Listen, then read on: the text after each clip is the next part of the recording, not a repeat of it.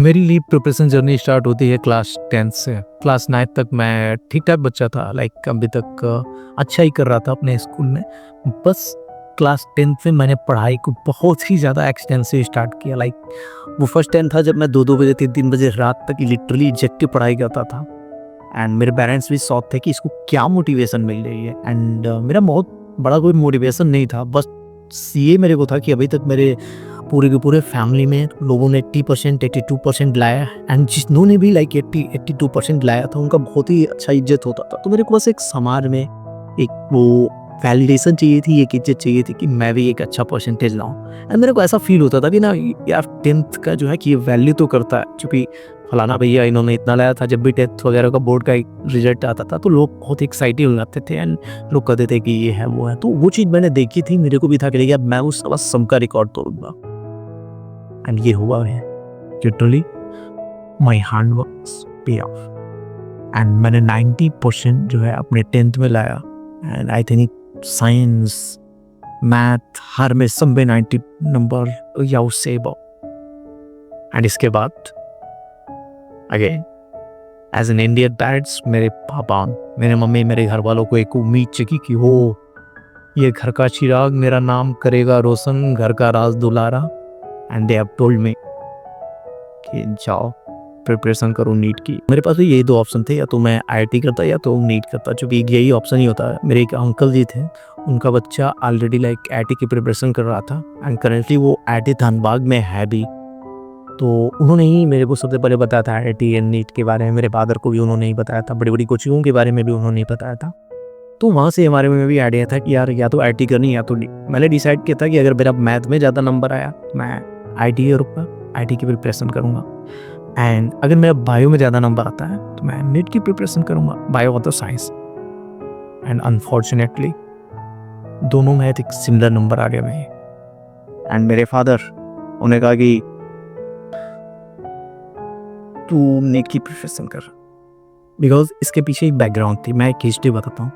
मेरे बाबा जी जो थे उन्होंने एमबीबीएस में एडमिशन लेके बीएचयू में छोड़ दिया था, पूरा नहीं किया था due to some family issues. मेरी एक और जनरेशन, मेरे बड़े भैया, सबसे बड़े भैया, उन्होंने आई थिंक बीएमएस में एडमिशन लेके छोड़ दिया था, डॉक्टर नहीं बने। 3 साल उन्होंने पूरा किया था, देन छोड़ दिया था। एक और मेरी दीदी थी, उन्होंने भी जस्ट एमबीबीएस में एडमिशन लेके फॉरेन में एडमिशन लिया था, यहाँ पर हुआ नहीं था, बट उन्होंने भी छोड़ दिया था। तो 3 जनरेशन ट्राई करी थी डॉक्टर बनने की एंड कोई बन नहीं पाया था। एंड मैं सबका राज तुम्हारा, जिसने अभी 90% से ज़्यादा मार्क्स लाए, सब वो ये उम्मीद थी कि ये तो क्रैक करेगा, क्योंकि जिन्होंने भी तक प्रिपरेशन करा भी था वो मेरे जितना टैलेंटेड नहीं थे। तो मेरे को भी लगा कि नहीं यार, अपने पूरे के पूरे जो है ख़ानदान का नाम रोशन करना है। मेरे पूरे ख़ानदान में, मेरे पूरे गांव में कोई डॉक्टर नहीं है, मैं डॉक्टर बनूंगा। एंड ये उम्मीदों के साथ मैं निकल पड़ा अपना झोला लेके। बेसिकली मेरे फादर ने जो है, एक सिटी है हमारे पास, उस सिटी में एक अच्छी कोचिंग में मेरी एडमिशन करा एंड मैं चल दिया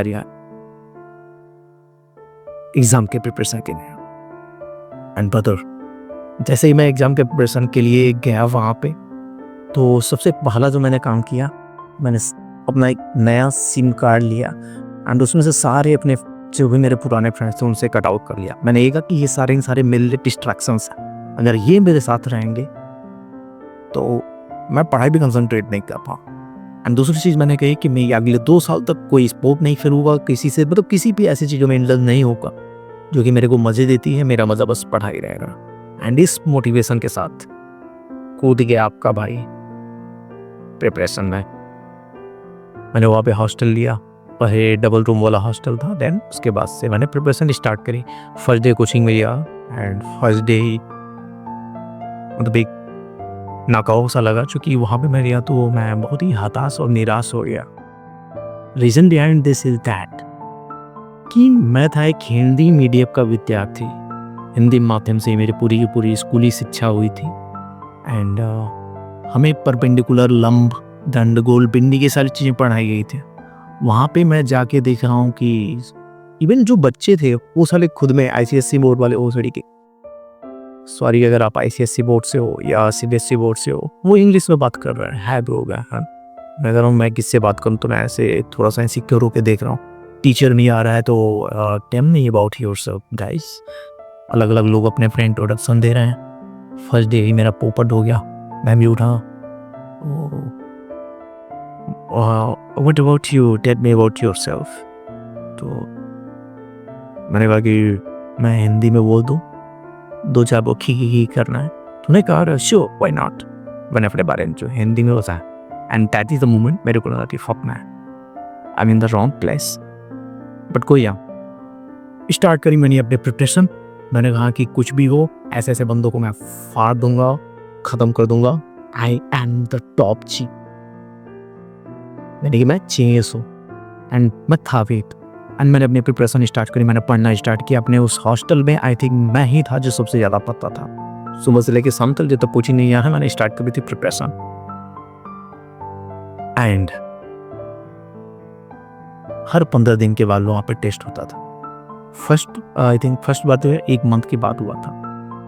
एंड मैंने भी प्रिपरेशन करी थी अच्छी तरह से। एंड जो पहला टेस्ट हुआ वो हुआ आई थिंक 1 महीने के बाद। लेकिन उससे पहले मैं आपको एक बताता हूँ कि सारे सब्जेक्ट तो मेरे को ठीक ठाक चल रहे थे। फिजिक्स भी मैं किसी तरीके से ट्रांसलेशन करके या डिक्शनरी लेके वहाँ पे कर रहा था। एंड बायो भी मैं कर पा रहा था कुछ कुछ समझ के। बट एक चैप्टर थी केमिस्ट्री, मेरी केमिस्ट्री की प्रिपरेशन स्टार्टिंग मोल कॉन्सेप्ट से। And if you are aspirant ID and ये तुमने कभी कला है तो I am fucking sure mole concept ने तुमको फर्स्ट टाइम में रूल आया तो बहुत होगा। बिकॉज मेरे को सबसे ज़्यादा उसमें डिस्टर्बिंग, बाद में तो जाकर मैंने कॉन्सेप्ट्स को अंडरस्टैंड किया, लेकिन आई थिंक 1-1.5 महीने तक हमारे जो कोचिंग इंस्टीट्यूट में मोल कॉन्सेप्ट ही चला था। एंड मैं सब पूरे 1 महीने तक यही नहीं समझ पाया कि 1 ग्राम मोल, 1 मोल एंड 1 ग्राम में कौन बड़ा है।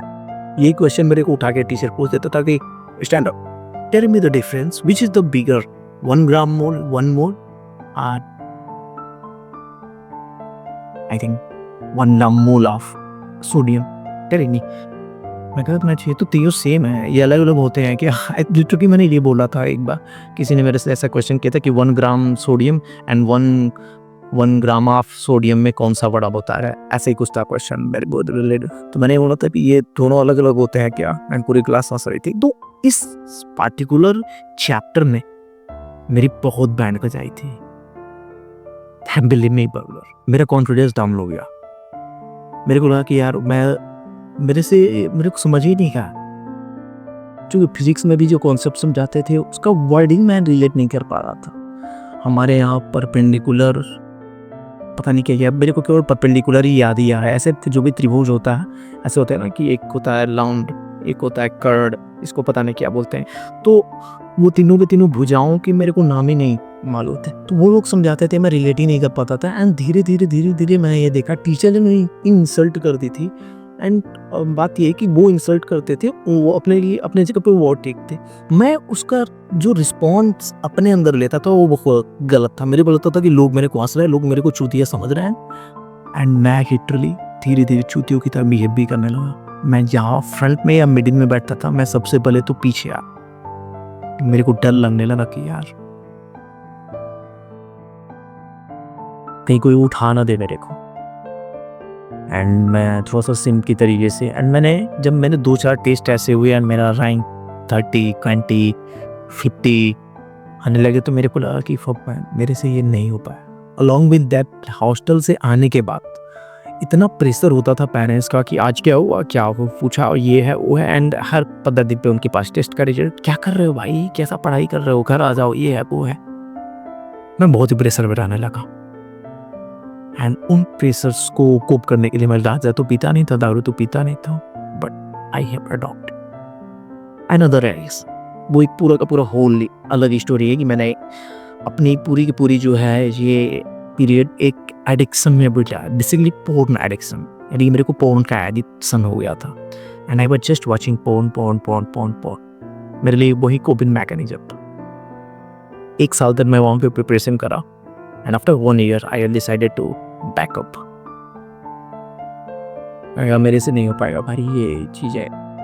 तब कुछ इम्प्रूवमेंट ही नहीं दिख रहा, डिक्रीज ही होते जा रहा हूँ, पढ़ाई नहीं हो पा रही थी।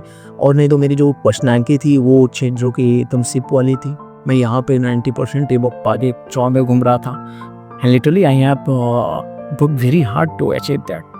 बट वहाँ पे मैं एक सिंप डरा सा सामा सा मेरी पूरी पर्सनालिटी चेंज हुई। मैं इवन लोगों से नज़र भी नहीं मिला पाता था। वो वहाँ कहाँ मैं रिंग लीडर हुआ करता था अपने पूरे स्कूल का, पूरे कोचिंग का। एंड यहाँ पे मैं एक बंदा भी मेरा फ्रेंड नहीं बन पा रहा था। मैं एकदम लोनली, आइसोलेटेड, एंड इन्हीं सारी चीज़ों की वजह से वो जो एडिक्शन मैंने बताया वो मेरे को पकड़ ली थी। आफ्टर दैट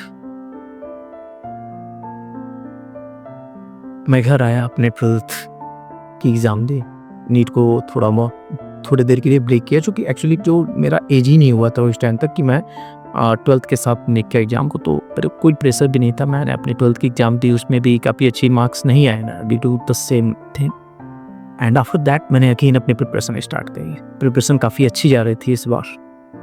एंड मैं अपने एक लोकल कोचिंग में इस बार मैंने एडमिशन लिया, जो कि सस्ते वाले होते हैं। एंड वहाँ पे मैं टॉप करने जा रहा हूँ, टॉप भी कर रहा हूँ, सारी चीज़ें हो रही हैं। एंड मुझे पता नहीं वो क्वेश्चन ही इतने ईजी बनाते थे कि मेरा पुराना एक्सपीरियंस था, इसलिए मैं वहाँ पे टॉप कर रहा था। एंड धीरे धीरे मैंने अच्छा किया। बट उसी टाइम कोविड आ गया, एंड कोविड की वजह से हमें आना पड़ा घर। अब घर आने के बाद नीट के एग्जाम पोस्टपोन हुआ था 4 महीने की, एंड वो चीज़ हुई और मेरा literally I have scored very well in that exam. मैंने कहा कि फक मैं रियल प्रिपरेशन करूँगा, एक दोबारा मैंने प्रिपेयर कर रहा हूँ। एंड वो साल भी मेरा नहीं गया। Then I had decided to form this exam. Basically ये जो अभी तक की स्टोरी थी वो एक कॉन्टेक्स्ट था जो मैं आगे बताऊंगा उसके, कि क्यों मैंने ये एग्जाम छोड़ा, and what is my opinion for the people who are preparing for those kind of exam, whether you are preparing for UPSC exam, whether you are preparing for IIT, JEE, NEET or SSC type of exam, any kind of government entrance exam या government job exam. Brother, इस पूरे exam के समय में एक time आया जहाँ पर मैंने डिसाइड किया कि इनफ इज इनफ, मैं अब और ज़्यादा प्रिपरेशन नहीं करूँगा। The reason behind this is that कि ये पूरा कॉम्पिटिटिव एग्जाम की प्रिपरेशन लिटरली मेरे एक्चुअल सेल्फ को मार चुकी थी।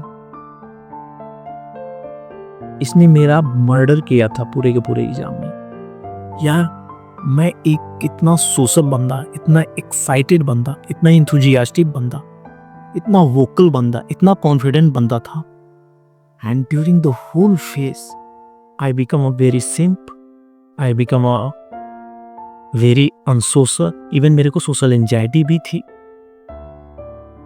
एंड हेल्थ भी मेरा डाउन हो गया, बिकॉज मैं स्पोर्ट में भी नहीं कह सकता क्योंकि टाइम बर्बाद होगा। पढ़ने वाले 24 घंटे पढ़ रहे हैं, तो मगर स्पोर्ट खेलोगे 1 घंटा तो वो भी बर्बाद जाएगा। दोस्त नहीं बना रहा हूँ चूँकि भाई दोस्त कैसे बना सकते हो, और टाइम खाएंगे।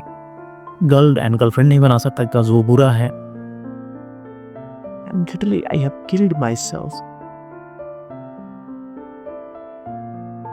जब मेरे को ये चीज़ें रियलाइज होने लगी, देन आई डिसाइडेड दैट अब मैं एग्जाम की प्रिपरेशन नहीं करूँगा, एंड मैं पहले खुद को वेट करूँगा।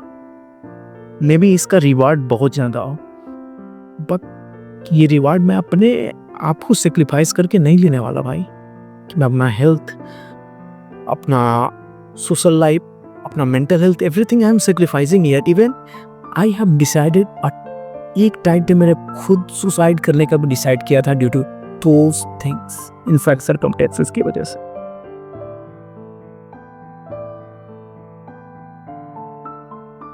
बिलीव मी ब्रदर, अगर आप किसी भी एग्जाम की तैयारी कर रहे हो, आपने 1 साल दिया, 2 साल दिया, अपना 100% दिया, अगर नहीं क्लियर हो पा रहा है तो आप एक चीज समझो, अभी आपको लग रहा होगा कि आपकी पूरी की पूरी एग्जाम में आपकी लाइफ है, एंड अगर ये नहीं निकला तो घर वाले क्या कहेंगे, ये क्या होगा, वो क्या होगा, मैं तो कहीं मुंह दिखाने लायक नहीं होगा, मैं तो मर जाऊंगा, ये हो। बट मैं उसका जीता जाता एग्जाम्पल हूँ। मेरे को भी सेम ऐसे ही लगता था। बट अगर आपने इस एग्जाम की प्रिपरेशन को छोड़ा, आपकी लाइफ एंड नहीं होती है। आपकी लाइफ वहां से स्टार्ट होती है। मैंने literally I have prepare for UPSC के लिए मैंने प्रिपरेशन कराया आफ्टर दैट, एंड मैंने वहां पे 40 साल से लिटरली बुढ़ों को देखा है। अगर आप कोई 40 साल का बंदा देख रहा है यहाँ पे एंड अभी भी प्रिपेयर कर रहा है इन द होप कि वो क्रैक कर जाएगा, लिटरली मैंने देखा है। पूरी जवानी बहन से बर्बाद कर चुके हैं, पेट निकल चुका है, एंड इवन अब वो शुगर की गोलियां भी खा रहा है, and they preparing for that fucking exam जिसका उनको लग रहा है कि वो सक्सेस होना है। Fuck that success man. आप अपनी यूथ सेक्रीफाइस कर रहे हो। आपको ये समझना हो कितना भी ज्यादा रिवॉर्डिंग हो, बट अपना यंग एज खुद को सेक्रीफाइस करना किसी भी रिवार्ड से हम उसको नहीं तोड़ सकते कि यार आप अपने उस एज को वो कर रहे हो। एंड दिक्कत ये है कि लोग इस एग्जाम की प्रिपरेशन इसलिए उस साइकिल में फंस जाते हैं कि उन्हें लगता है कि अब मैं क्रैक ही कर लूंगा। अगर सबसे बड़ी जो डिफिकल्टीज उनको ये होती है कि उनको लगता है कि अगर मैं अपना 100% दूं ना तो ये एग्जाम निकल जाएगा। मैं 100% से बंद नहीं दिया, इसीलिए मेरे से ये नहीं निकल पा रहा। Let me tell you honest and brutal fact, जो पिछले 5 साल से तुम दे रहे हो वही तुम्हारा 100% है। जो अभी तुम्हारा तबीयत खराब हो गया था, टाइफाइड हो गया था, या पिछले साल तुम्हारे साथ कुछ और हो गया था, शादी में चले गए थे, ये हो गया था, बिलीव मी ये नेक्स्ट साल फिर होगा। एंड यही तुम्हारा 100% है भाई। तुम इससे ज्यादा कुछ नहीं कर सकते। मेरे को याद है जिस दिन मैंने डिसाइड किया था नीट की प्रिपरेशन को कि अब मैं आगे नहीं करूंगा, मेरे फादर ने बोला था कि नहीं तुम करो, आगे करो, हम लोग फाइनेंशियली सपोर्ट करें थी। एंड मैं मिरर के सामने गया था एंड लिटरली मैंने ये एक्सेप्ट करा था। मैं बोला था उसे कि बिहान यू आर लूजर। एंड ये बोलते ही अपने आप मेरे आंखों से लिटरली आंसू बाहर आए थे जब मैंने बोला कि अब मैं नीट की प्रिपरेशन नहीं करूँगा। मैंने बहुत टाइम दिया इसको। मैं लिटरली दिल से चाहता था नहीं मैं डॉक्टर हूँ। मैं दिल से चाहता था कि मेरे घर वाले मेरे लिए खुश हों, मेरे फैमिली में मेरा नाम हो, मेरे गांव में नाम हो। But I am loser. मैं ये एग्ज़ाम नहीं क्रैक कर पाया। उस रात को मैं बहुत रोया था। एंड उसके बाद से जो एक प्रेशर था मेरे सर पे वो खत्म। जब मैंने एक्सेप्ट कर लिया कि यार fuck you, this is the thing, मेरे से नहीं निकल रहा भाई, मैं नहीं निकाल पाया। And nothing wrong in it, nothing wrong in it. लापुरो नहीं निकाल पाता है। एंड मे बी भगवान मेरे को साला कुछ और चीज के लिए यहाँ पे भेजा था, एंड मैं साला इस साइकिल में गवर्नमेंट के मैट्रिक्स में फंस के यहाँ पे नहीं मरा रहा। And when I have lived that pressure, मेरे को करने को कुछ था नहीं, तो मैंने एक अगेन कहा कि नहीं मैं यूपीएससी की प्रिपरेशन करूंगा। बट उसको अगेन मैंने 2-3 महीने में आइडेंटिफाई कर लिया कि यार मैं किसी भी एग्जाम का प्रिपरेशन नहीं करूंगा and I will live my life. 1 साल 1.5 साल बहुत ज़्यादा स्ट्रगल किया मैंने कैरियर को लेके कि मैं करूंगा क्या। बट अब जाके मेरे को रियलाइज होता है कि जितना मेरे को इस एग्ज़ाम की इम्पोर्टेंस लग रही थी उस टाइम कि यार ये बहुत इंपॉर्टेंट है, ये नहीं होगा तो मैं क्या करूँगा, मैं क्या मुँह दिखाऊंगा, लोग क्या कहेंगे। अगर तुम अब मैं उसी चीज़ को देखूं एंड अब अगर कोई बंदा प्रिपरेशन कर रहा है, I don't give a fuck. अब मैं मतलब अब मेरे को वो इतना इम्पोर्टेंट नहीं लगता है। बस मेरे को ये लगता है कि यार वो एक मेरे लाइफ का एक फेज था, 2 साल 3 साल जो भी था, जहाँ पे मैं एग्जाम के प्रिपरेशन कर रहा था। जैसे कि तुम्हारे एक लाइफ का एक फेज तुम्हारा चाइल्डहुड है जिसका कोई वैल्यू नहीं है तुम्हारे लाइफ में, जो तुम लिटरली पैंट में हक देते थे, पैंट में मोद देते थे, वो एक फेज था तुम्हारा। सेम उसी तरीके से एक फेज था तुम्हारा जब तुम स्कूल में थे, ऐसे ही तुम्हारा एक फेज था प्रिपरेशन का। एंड बहुत सारे लोग इस फेज से बाहर ही नहीं निकल पाते and they sacrifice themselves. Believe me brother, इस फेज से बाहर आओगे। अभी तो लग रहा होगी नहीं मैं नहीं आ सकता, बट आओगे। अभी जो लाइफ जी रहे हो एंड अगेन इल्यूजन, लाइफ इससे बहुत बड़ी है, बहुत ही एक्साइटिंग है। तुमने हर एक चीज को सेक्रीफाइस करी है। लिटरली मैं after like living those things 1-1.5 साल लगेंगे मेरे को, 2 साल लगे मैं कर सकता हूँ एक कैरियर सेट करने को। Currently I am living happy life. I'm living a fulfilling life. Man, like हजार लोगों को गाइड कर रहा हूँ कैसे अपने लाइफ को सुधारना. Along with that मैंने सक्सेसफुल बिजनेस क्रिएट करा है. मीनिंग मैं पैदा हुआ था इस चीज़ के लिए जो कि मैं अभी तुम्हारे लिए कर रहा हूँ. बट मैं अभी वहाँ पे मरा रहा था. एंड अगर मैं लाइक नीट के बाद अगर यूपीएससी की करता तो मे बी मैं 40 साल का हो जाता. ये बाइसेप्स जो तुम देख रहे हो ये मैं कभी नहीं बना पाता. एंड मैं गंजा हो जाता. मैं ये कहता पापा पापा पापा 10,000 दे तो इस बार ना फार्म भर दूँ. है लिटर भी मैंने देखा है यूपी बिहार के बंदों को, राजस्थान के बंदों को 46 साल पे पापा 10,000 इस बार भेज दो तो रेंट हो जाए, ये हो जाए. फट यू मैम. 5 साल 23 साल 24 साल के बंदे, they are living a very happy life. They are creating their own businesses. They are doing whatever the job they are doing. 40 साल से ये कर रहे हो. जब मैं यूपीएससी की प्रिपरेशन कर रहा था एंड उन लोगों को मैंने देखा, then I realized that man कि this is not the fucking life. अगर मैं भी 40 साल के बाद मैं पीसीएस बन गया, ये बंदी है. वो फक, जब मेरे को शुगर है, मेरे बीपी हाई है, मेरा वेट इतना ज्यादा है. Why? I don't need that luxury. I'm currently young. I need that life, man. मैं इसको सैक्रिफाइस नहीं कर सकता उस चीज के लिए.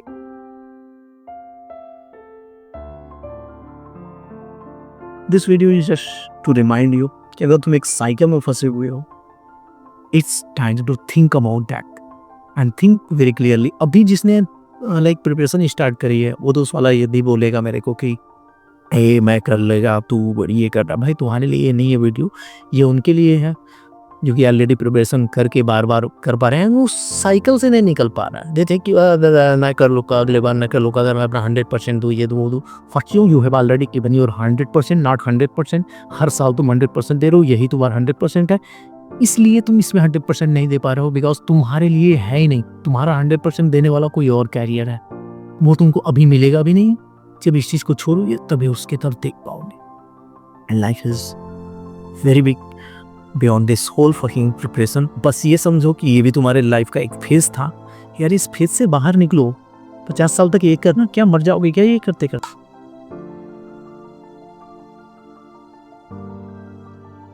So that's it. That's it.